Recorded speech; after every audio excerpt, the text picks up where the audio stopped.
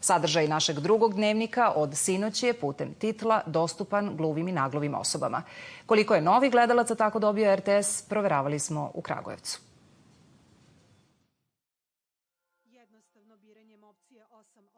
Prvi titlovani dnevnik članovi Udruženja gluvih i naglovih u Kragujevcu pozdravili su podignutim rukama, što na znakovnom jeziku predstavlja aplauz. Program prilagođen njihovim potrebama mnogo im znači.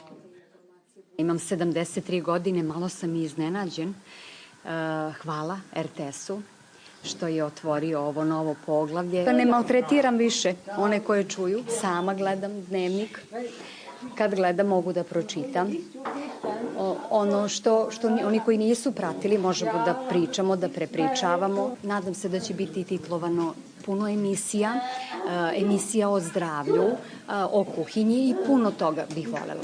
Softver za titlovanje realizovan je zahvaljujući donaciji programa Ujedinjenih nacija za razvoj. Procene su da u Srbiji živi oko 100.000 gluvih i naglovih osoba i ovo je veliki iskorak u njihovoj inkluziji. Osjećamo se ravnopravnim u odnosu na ostale građane. Tako da mi je drago što je Savez gluvih i naglovih Srbije zajedno sa vašom kućom RTS-om uradio ovaj veliki korak. Brojne su emisije koje naša kuća emituje na znakovnom jeziku. Titlovane su i novije domaće serije, tu su i specijalizovane emisije.